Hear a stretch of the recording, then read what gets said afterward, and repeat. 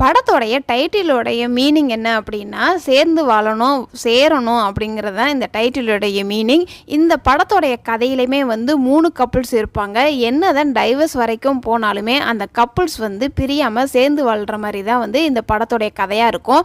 So கதைக்கு ஏற்ற மாதிரியே டைட்டிலை அழகாக செலக்ட் பண்ணியிருப்பாங்க படத்தோடைய டீம். ஃபஸ்ட்டு மித்ரா மனோகர் பார்த்தோம் அப்படின்னா மனோகருக்கு ஃபஸ்ட்டு அதிகமாக கோவம் வர மாதிரி காட்டியிருப்பாங்க. ஆனால் மித்ரா வந்து ட்ரைனிங் கொடுக்கும்போது கோவத்தை கொஞ்சம் கொஞ்சமாக கண்ட்ரோல் ஆகுற மாதிரி அழகாக டிஃப்ரெண்ட் பண்ணி காமிச்சிருப்பாங்க ஒவ்வொரு ஷாட்டுமே.